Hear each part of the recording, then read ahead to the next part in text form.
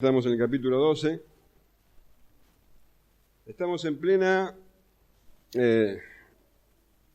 oposición al Señor Jesús. El capítulo 11 ya comenzó mostrando la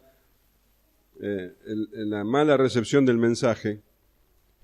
Ya el capítulo 12, la oposición es abierta.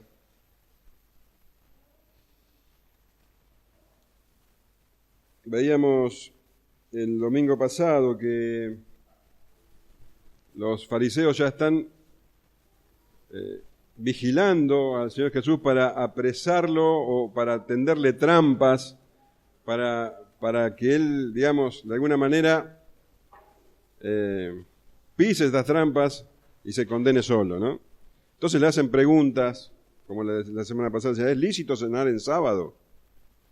Cosas así como para que el Señor se condene solo, pero realmente los que salen perdiendo siempre son los fariseos y los escribas. La cuestión es que la oposición ya es abierta. Y veíamos en el mensaje anterior que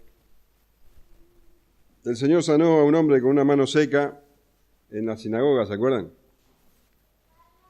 Y los confrontó a los fariseos y les preguntó, ¿qué está mal hacer, o es pecado, o no se debe hacer bien en sábado?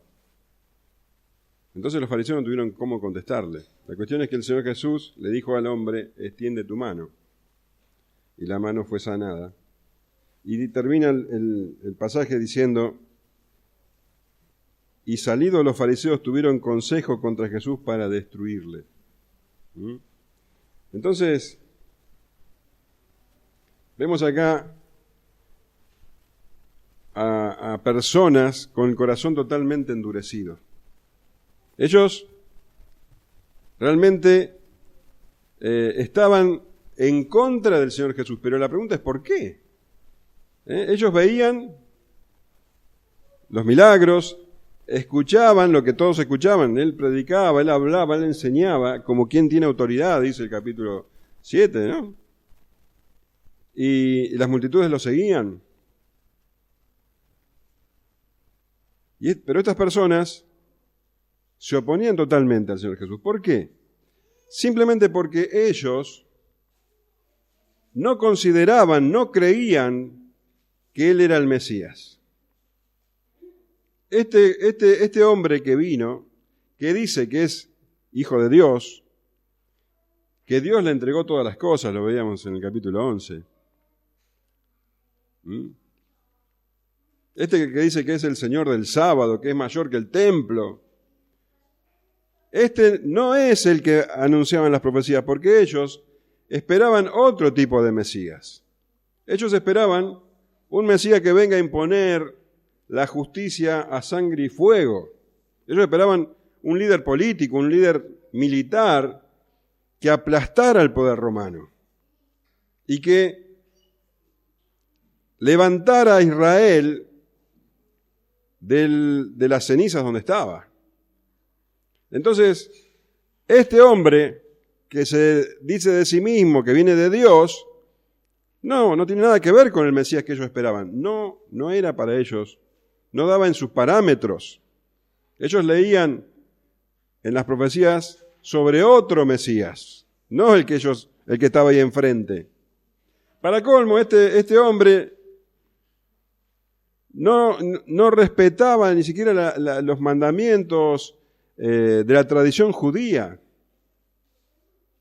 Entonces, para ellos, Jesús era una persona blasfema y peligrosa, que estaba desviando al pueblo de lo que ellos creían que era la verdad.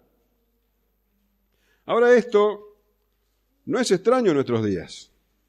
No pensemos que esto era un problema de los fariseos nomás. Hoy mismo, en el mundo, y aún en la misma cristiandad, aún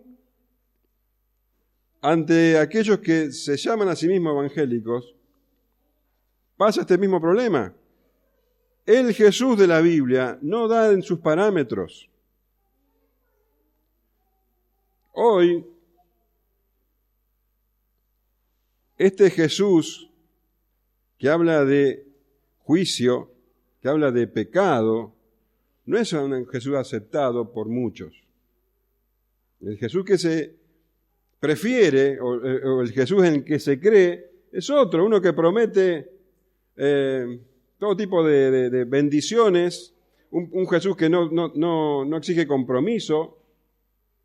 Incluso se han levantado argumentos que tienen el mismo peso que la Biblia. Hay frases que tienen el mismo peso para muchos que la palabra de Dios. Por ejemplo, te voy a dar algunas. Y la habrás escuchado y hasta capaz que la dijiste muchas veces. Jesús es un caballero. Esto quiere decir que Jesús no te va a exigir cosas, que no va a hacer nada que vos no quieras. Jesús es un caballero. No te va a exigir que hagas cosas, no te va a obligar. Jesús es Dios. Jesús es Dios todopoderoso. En ningún lugar dice que Jesús es un caballero, dice que Jesús es el Señor. Otra frase. Dios odia el pecado, pero ama al pecador. Decime en qué pasaje está, en qué libro está eso. Porque dice que Dios está airado con el pecador. Que la ira de Dios está sobre el pecador. Si ese es el problema. Por eso tenemos que arrepentirnos.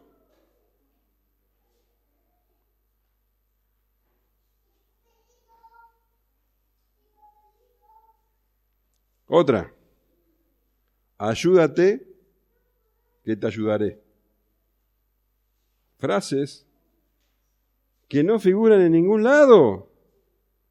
A mí inclusive 2 veces me dijeron, la Biblia dice, ayúdate que te ayudaré. No dice eso la Biblia, por favor. Parece que el centro es el hombre. Y si vos te levanta la autoestima, si vos crees en vos, Dios todavía te va a ayudar. No dice eso la Biblia. Esto quita a Dios de su trono y pone al hombre en el trono.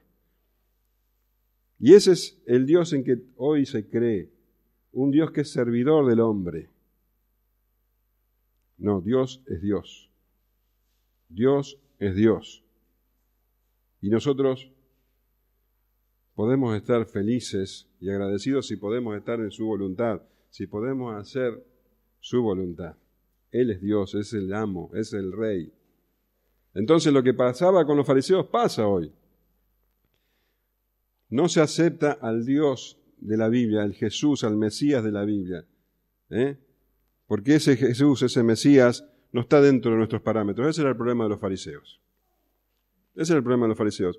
El Jesús que vino, el Mesías que vino, no combinaba con sus creencias. Ellos querían a alguien poderoso, alguien que venga, imponga, digamos, la justicia, como dije recién, a sangre y fuego. Y este no era, pero absolutamente nada que ver con lo que veían ahí, con el hombre que veían ahí. Ahora teníamos a Jesús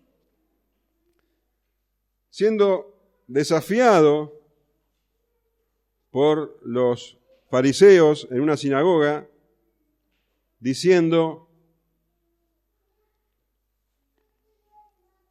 ¿es lícito sanar en sábado? El Señor Jesús no contesta. El Señor Jesús le hace parar al hombre y lo pone en medio. Y yo quiero que leamos el pasaje paralelo de Marcos, porque ahí nos va a hablar, y hoy quiero que conozcamos un poquito más el carácter del Señor Jesús. Hay pasajes que muchas veces los pasamos de largo, porque parecen que no dicen muchas cosas. Pero esos pasajes generalmente son los más profundos, los que si lo estudiamos más detenidamente vamos a conocer más profundamente al Señor. Este es un pasaje el que vamos a leer hoy. Pero ahora vamos a Marcos, capítulo 3, versículo 2. Y dice, y le acechaban para ver si en el día de reposos le sanaría, a fin de poder acusarle. Entonces dijo al hombre que tenía la mano seca, levántate y ponte en medio. Y les dijo, ¿es lícito en los días de reposo hacer bien o hacer mal? ¿Salvar la vida o quitarla? Pero ellos callaban. El Señor Jesús lo puso en el medio y les preguntó, ¿es lícito hacer el bien en el día de reposo? Y el versículo 5 dice, entonces, este es el Señor Jesús, mirándolos alrededor con enojo, entristecido por la dureza de sus corazones, dijo al hombre, extiende tu mano, y él la extendió y la mano le fue restaurada sana. Entonces acá tenemos al Señor Jesús y vemos que tiene sentimientos. Dice que los miró ¿con qué? Con enojo. No le gustaba nada al Señor Jesús la actitud de estos hombres. No les gustaba nada. Estaba enojado y entristecido. Los miró con enojo y entristecido. Entonces vemos que el Señor Jesús, nada que ver con una persona fría, sin sentimientos. Acá lo vemos con enojo y con tristeza. Pero no reaccionó. Es más, ahora sí vamos al pasaje que vamos a estudiar hoy. Es más, Mateo capítulo 12, versículo 15 en adelante. Pero ahora me quiero detener en el versículo 15 solamente. Entonces, quedamos que Jesús estaba los miró con enojo y con tristeza, y ellos, dice, el Señor los sanó al hombre, y ellos se fueron y confabulaban contra él. ¿Sí? Y fíjate lo que dice acá. Sabiendo esto, Jesús se apartó de allí y le siguió mucha gente y sanaba a todos, y les encargaba rigurosamente que no le descubriesen. Pará un poco, a ver si lo entendemos. Yo te decía hoy que Jesús no daba en el parámetro de estos fariseos. Ellos, en vez de ver a un hombre que iba a venir a imponer fuerza y a desterrar a los romanos, veían a un hombre que hacía milagros, que hablaba bien. Pero cuando era confrontado, este hombre no reaccionaba, y es más, se iba. Se iba. Y le decía, fíjate, vamos a hablar de nuevo, sabiendo esto Jesús, que estaban complotando contra él, este que se dice que es el Mesías, yo quiero que te pongan en la cabeza de los fariseos, este que se hace el Mesías, el que dice que es el Hijo de Dios, cuando lo confrontamos, ¿es lo que hace? Se va. No dice nada y se va. ¿Qué clase de Mesías es? ¿Qué clase de hombre poderoso es este? Nos miró con enojo, triste, sanó al hombre con la mano seca, y como sabían que estaban confabulando contra él, ¿qué hizo? Se fue. Sabiendo esto, Jesús se apartó de allí y le siguió mucha gente y sanaba a todos, y les encargó rigurosamente que no lo descubrieran. Entonces, realmente, una persona que hace eso, que se va, que no enfrenta cuando lo desafían, ¿realmente este puede ser el Hijo de Dios? ¿Realmente este puede ser el Mesías esperado? Este que Juan decía que el hacha estaba a los pies del árbol, ¿te acordás que iba a traer Espíritu Santo y fuego? Este es el Mesías. Se va. No contesta. ¿Se entiende esto? Ahora bien,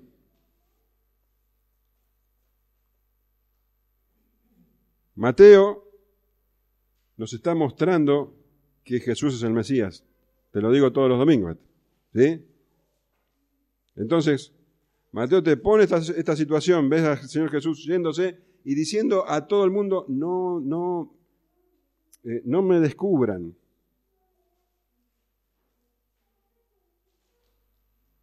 Mateo dice, esto es otra señal más de que Él es el Mesías. Vamos a ir leyendo. Vamos a pasar de nuevo del versículo 12, capítulo 12, versículo 15. Sabiendo esto Jesús se apartó de allí y le siguió mucha gente y sanaba a todos. Y les encargaba rigurosamente que no lo descubriesen. Y fíjate lo que dice el 17. Para que se cumpliese lo dicho por el profeta Isaías cuando dijo: He aquí mi siervo, a quien he escogido, mi amado en quien se agrada mi alma. Pondré mi espíritu sobre él y a los gentiles anunciará juicio. No contenderá ni voceará, ni nadie oirá en las calles su voz. La caña cascada no quebrará y el pábilo que humea no apagará hasta que saque a victoria el juicio, y en su nombre esperarán los gentiles. Entonces, esto que podría ser una señal de debilidad, no, era otra marca de que él era el Mesías. Y ahora vamos a estudiar esto. Y vamos a conocer un poco más las características del Señor Jesús, el carácter del Señor Jesús. ¿Sí? ¿Está planteado el tema? A los ojos de los hombres tenemos acá un hombre débil, que no responde y que se escapa. Dice, sabiendo esto Jesús se apartó de allí, sabiendo que estaban complotando con él, que los fariseos se estaban juntando para atraparlo, para matarlo. Entonces, sabiendo esto, porque el Señor Jesús, dice Juan, no necesita que nadie le diga lo que hay en el hombre, porque él conoce lo que hay en el hombre. El Señor Jesús conocía los pensamientos de ellos, leíamos el domingo pasado. Entonces él sabía, sin que nadie le dijera, que estaban complotando con él. Entonces se apartó de allí. Se apartó de allí. No contendió, se apartó de allí. ¿Se acuerdan? El Señor lo que dijo un poquito antes: vengan a mí todos los que están trabajados y cargados. ¿Por qué? Porque yo lo de descansar. Y le dijo, aprended de mí que soy ¿qué? Violento y respondo a la agresión. Manso y humilde de corazón. Entonces el Señor sabía el pensamiento de ellos y se apartó de allí. Él era un hombre manso y humilde, el manso. Ahora, nosotros nos gustaría que cuando le dijeron eso, el Señor hubiera reaccionado de otra manera. Nos encantaría leer en la Biblia que el Señor los miró y cuando los miró con enojo, que le salieron rayitos de los ojos y los pulverizó a todos. Estaría bueno eso que diga la Biblia, ¿no es cierto? Porque era Dios. Podría haberlo hecho, ¿o no? O como dijo después cuando estaba en Getsemaní, yo puedo hacer que vengan 12 legiones de ángeles aquí. Él podría haberlos aplastado. Podría haberlos aplastado. Pero el Señor Jesús es manso y humilde de corazón. Y Él no vino a aplastar fariseos, aunque podría haberlo hecho. Él sabía lo que el apóstol Pablo diría mucho tiempo después, o bueno, unos cuantos años después, que no tenemos lucha contra carne y sangre, sino contra ¿qué? Contra principados, contra potestades, contra huestes de maldad, en las regiones celestes. La lucha no era contra esos fariseos. El Señor Jesús había venido a cumplir lo que había sido ya dicho en el huerto. Él vino a aplastar a la serpiente, vino a aplastar la cabeza de Satanás. No vino a luchar contra unos fariseos. ¿Se entiende? Entonces se fue de allí, dice. Pero no se fue cobardemente escondiéndose. Dice que lo seguía una multitud y él sanaba a todos. Esa fue la luz del día. Él no contendió, porque no era su lucha contra ellos. Y a la luz del día él sanaba a todos, pero les decía a todos, y esto es algo que por ahí muchas veces puede traer cierta confusión, él les decía a todos que no lo descubriesen, porque él no vino tampoco a ser un hombre popular, a que vamos al sanador, vamos que allá nos sana y todo, y que todo el mundo lo levantara como el gran sanador. Él tenía bien claro cuál era su propósito en la tierra. Como dije recién, él vino a aplastar la cabeza de la serpiente y lo iba a lograr no como un gran sanador, no peleando contra los fariseos, no siendo popular entre la gente, sino en la cruz. Él tenía sus pasos encaminados hacia la cruz. Y esto de que todo el mundo hablara de él como el gran sanador y que vinieran multitudes, podía desviarlo o podía perjudicar este camino a la cruz. Él no vino a ser popular entre la gente. Él vino a traer el reino.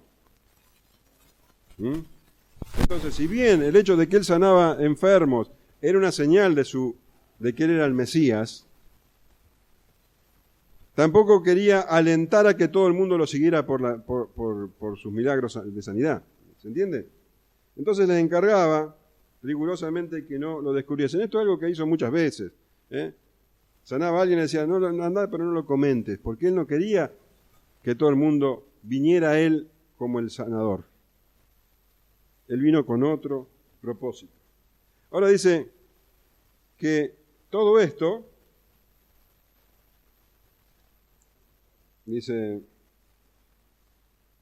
sabiendo esto Jesús se apartó de allí y le siguió mucha gente y sanaba a todos y les encargaba rigurosamente que no lo descubriesen para que se cumpliese lo dicho por el profeta Isaías. O sea, pasó todo esto para que se cumpliese lo que dijo el profeta Isaías. ¿Qué es lo que pasó? Bueno, él no contendía contra los fariseos. Él se fue de allí cuando sabía que los fariseos estaban complotando contra él. Y le decía a toda la gente que no divulgue su fama para que se cumpliese lo que fue dicho por el profeta Isaías. ¿Sí? Entonces, el hecho de que él no contendiera con estas personas y el hecho de que él le dijera a la gente, no hagan no le comenten las cosas que yo hago a los demás, es para que se cumpliese lo que dijo el profeta Isaías. ¿Qué es lo que dijo el profeta Isaías? Bueno, el profeta Isaías dijo, he aquí mi siervo a quien he escogido, mi amado en quien se agrada mi alma. Pondré mi espíritu sobre él y a los gentiles anunciará juicio. No contenderá ni voceará, ni oirá en las calles su voz, ni nadie oirá en las calles su voz. La caña cascada no quebrará y el pábilo que humea no apagará hasta que saque a victoria el juicio y en su nombre esperarán los gentiles. Entonces, esta cita es una cita de una profecía de Isaías. Esta cita también, o esta profecía, es una de las 4 profecías de Isaías que se conocen como los cantos del siervo sufriente. Acá están hablando esta y 3 profecías más. La más conocida es la de Isaías 53, que hablan de que el siervo de Dios iba a traer grandes bendiciones al pueblo de Israel y que se iban a extender a los gentiles, pero que iba a sufrir mucho. Si después querés te doy los pasajes. Son 4 profecías que hablan del siervo sufriente. Esta es la primera de las 4. Y acá vamos a ver entonces, en esta profecía que cita Mateo, el testimonio del Padre sobre Jesús, el testimonio de Dios Padre, la misión que el Señor Jesús vino a cumplir y cómo la llevó a cabo. Entonces, fíjate, dice, he aquí mi siervo a quien he escogido, mi amado en quien se agrada mi alma. Acuérdate, todo eso se hizo para que se cumpliese la profecía. Y la profecía comienza diciendo, he aquí mi siervo a quien he escogido, mi amado en quien se agrada mi alma. ¿Quién está hablando? Dios Padre. Dios Padre está hablando en primera persona y está diciendo, he aquí mi siervo, mi siervo, a quien he escogido. Solamente una persona en todo el universo, podía hacer o podía traer, cumplir con el plan, digamos, cumplir con el plan que Dios había trazado. Solamente alguien podía obedecer al Padre de esa manera. ¿Quién era? Jesús, el escogido. Mi siervo, dice, el escogido. Mi amado. Este era el amado. Cuando el Señor Jesús se bautizó, ¿te acordás? ¿Te acordás que descendió el Espíritu Santo como paloma y se escuchó una voz que decía, este es mi Hijo amado, en quien tengo complacencia. Lo mismo pasó después en el monte de la transfiguración. Se escuchó la voz que dice, este es mi hijo amado. Las Escrituras en el Nuevo Testamento habla varias veces de que Jesús es el amado del Padre. Este mismo que se fue calladito, dice, es el que es mi siervo, mi escogido, mi amado, en quien se agrada mi alma, que es lo mismo que decir en quien tengo complacencia. ¿Por qué se agrada su alma? ¿Por qué el Padre está agradado de su Hijo? Porque le obedece en todo. El Señor Jesús dijo, no puedo yo hacer nada por mí mismo, según oigo, así juzgo, y mi juicio es justo, porque no busco mi voluntad, sino la voluntad del que me envió, la del Padre. Eso lo dijo en Juan, capítulo 5. Te doy otra cita. Juan capítulo 5 también, así un poquito más adelante. Mas yo tengo mayor testimonio que el de Juan, porque las obras que el Padre me dio para que cumpliese las mismas obras que yo hago, dan testimonio de mí y que el Padre me ha enviado. Mi comida, también dijo en Juan, capítulo 4, es que haga la voluntad del que me envió y que acabe su obra. Eso era lo único importante para el Señor Jesús, lo más importante para el Señor Jesús, hacer la voluntad del Padre. Por eso el Padre dice, este es mi Hijo, este es mi siervo, mi escogido, mi amado, en quien se complace mi alma. Yo estoy complacido por Él, Él hace todo lo que yo le digo. La obediencia al Señor Jesús es extrema. Entonces, las profecías se cumplen con que algunos pueden pensar que es un débil. No, Él es mi siervo, mi escogido, mi amado, en quien se complace mi alma. Estoy complacido porque Él hace eso, dice. Estoy complacido porque Él hace eso. Es obediencia. Sigue diciendo, pondré mi espíritu sobre Él y a los gentiles anunciará juicio. Pondré mi espíritu sobre Él. Como decía recién, ¿te acordás que el Espíritu Santo descendió como paloma sobre Él? Él es Dios. Jesús, no te quepa ninguna duda que Él es Dios, completamente Dios. Pero como dice Filipenses, capítulo 2, Él se despojó a sí mismo. Siendo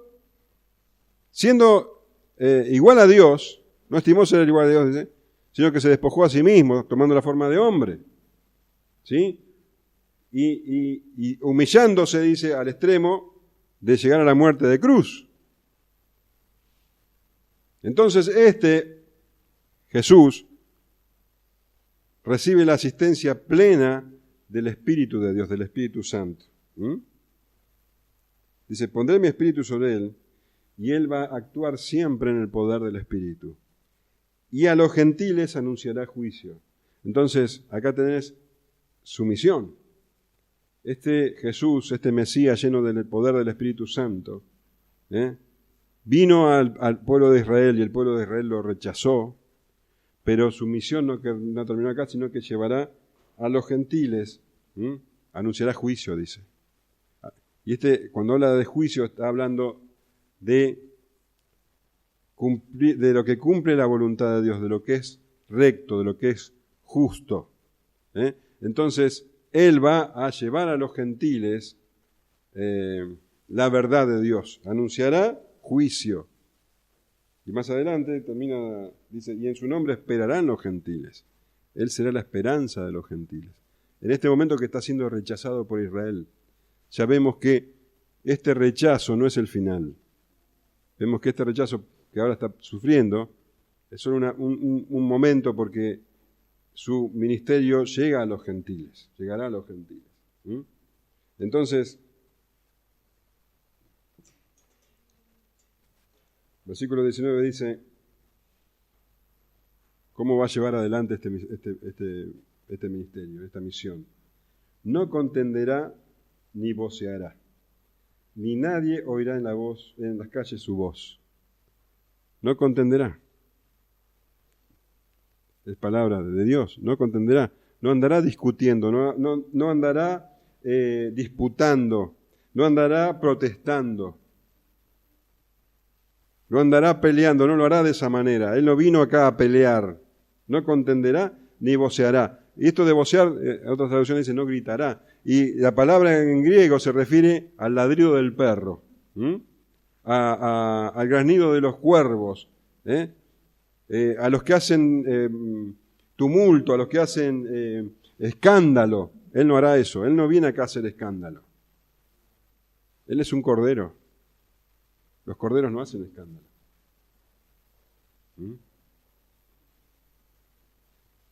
Él es manso y humilde. ¿Y sabes lo que nos dice cuando aprendan de mí? No contenderá ni voceará, ni nadie oirá en las calles su voz. Él no contestó esa vez, no se fue de ahí, porque estaba anunciado, estaba cumpliendo lo que el profeta Isaías decía. Y el versículo 20 dice, la caña cascada no quebrará, y el pábilo que humea no apagará, hasta que saque a victoria el juicio. La caña cascada no quebrará, y el pábilo que humea no apagará. Muchos estudiosos, cuando leen este pasaje, estos versículos, estos versos, entienden de que está hablando de gente débil, que Él va a tratar con delicadeza a la gente débil. La caña cascada y el pábilo que humea, según ellos, es una imagen de debilidad. Entonces, como que Él vendrá y traerá consuelo a los débiles. Y sabemos que el Señor Jesús hace eso.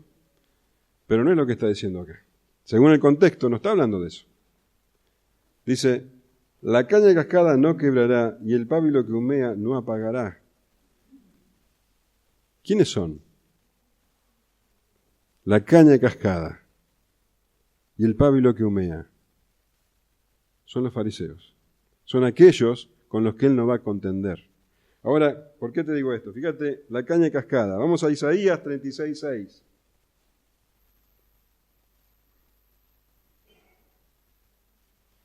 Isaías 36:6. Dice,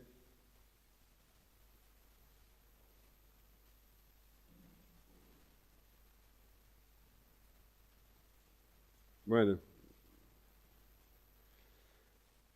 el contexto es muy largo de hablarlo, pero vamos a lo que dice solamente este versículo. Dice, he aquí que confías en este báculo de caña frágil en Egipto, en el cual si alguien se apoyare, se le entrará por la mano y la atravesará. Tal es Faraón, rey de Egipto, para con todos los que en él confían. La caña era usada como bastón. Entonces, la caña cascada es peligrosa, porque si vos te apoyás en la caña cascada y se quiebra y te lastima la mano, como dice acá Isaías. Entonces, una caña cascada es peligrosa si la usás como bastón, porque te puede llegar a lastimar. Entonces, el Señor Jesús no vino a quebrar las cañas cascadas. Los fariseos eran cañas cascadas. En ellos se apoyaban, digamos, el conocimiento y toda la religiosidad de la época, pero eran peligrosos, lastimaban los que se apoyaban en ellos, resultaban lastimados. Pero el Señor Jesús no vino a quebrarlos, no vino a eliminarlos, porque con un bastón que no sirve, ¿qué haces? Lo quebrás y lo tirás. El Señor Jesús no vino a hacer eso en ese momento. El pábilo que humea, el pábilo es una mecha que ya no da luz, que solo da humo, humea. En vez de dar luz, da oscuridad encima, humea. A la oscuridad se le agrega el humo. Y el Señor Jesús no vino a aplastarlos tampoco, no vino a apagarlos por completo. Entonces,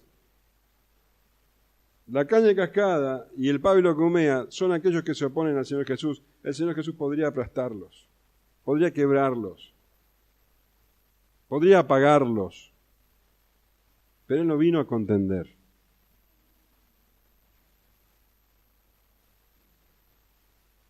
Él va a soportarlos, dice, hasta que saque a victoria el juicio. ¿Cuándo fue eso? En la cruz. Ese era su norte, esa era su misión. Y Él nunca fue débil. Y ellos, los que se oponían, nunca fueron fuertes, eran cañas cascadas, eran pábilos que humean, débiles. Y el Señor así los veía. Débiles, como una caña cascada, algo que ya no tenía valor. Pero el Señor vino a quebrarlos, no vino a aplastarlos, no vino a apagarlos. Manso, Él esperaba la justicia. Y esa justicia se iba a dar en la cruz, en la cruz. Por eso Él no contendía, por eso Él no voceaba, no se quejaba. Jesús es Dios, siempre fue Dios, siempre fue el victorioso. Y dice, hasta que saque a victoria el juicio. La victoria no iba a ser si desparramaba a los fariseos, no iba a ser si les ganaba con argumentos a los fariseos. La victoria iba a ser una victoria completa en la cruz. Y a eso vino el Señor Jesús. Y en su nombre esperarán los gentiles. Él es la esperanza. Él es la esperanza, es nuestra esperanza. Está hablando de nosotros somos los gentiles. Si Él hubiera hecho eso de discutir con los fariseos, si Él no se hubiera cumplido la promesa, la profecía. Ese no era el Mesías que el Señor mandó. El Señor mandó a un cordero que no contestaba, pero que iba a ir a la cruz a pagar por nuestros pecados. Ese es nuestro Redentor. Ese es el Señor Jesús. Ese es el Señor Jesús. Tenía un propósito claro, un propósito que cumplir, y nada lo desviaba del camino. Nunca veamos al Señor Jesús como alguien débil. Esa imagen que nos da en la televisión de alguien lánguido que va caminando como sufriendo. No, Él siempre estuvo en victoria. Él siempre supo lo que tenía que hacer. Aun cuando lo desafiaban, aun cuando lo escupían, aun cuando lo crucificaron, Él siempre estuvo en control, siempre estuvo en victoria. Es Dios. Él siempre fue en una dirección. ¿Se entiende? Ese es nuestro Señor. Esa es la clase de Redentor que tenemos. Siempre en control. Dios está al control. Las profecías se cumplieron todas con el Señor Jesús, aun cuando se callaba la boca. Ese es nuestro Dios. Ese es nuestro Dios.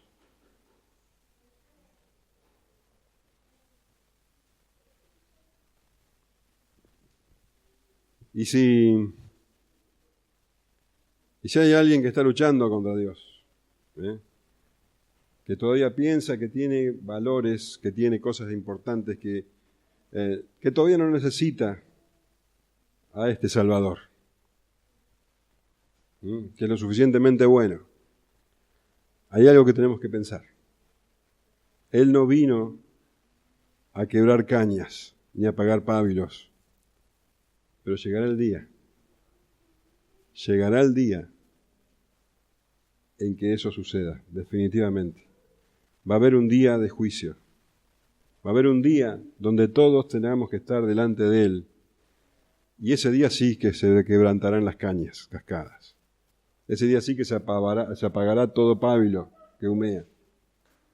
Esto quiere decir que todos los que se oponen, todos los que no se arrepienten, todos los que niegan al Señor Jesús, recibirán castigo.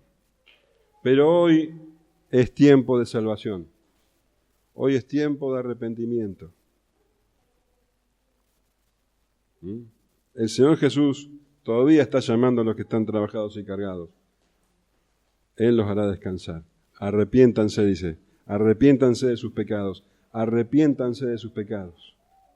Arrepiéntanse y crean. Crean. Crean. Crean. Crean. Crean.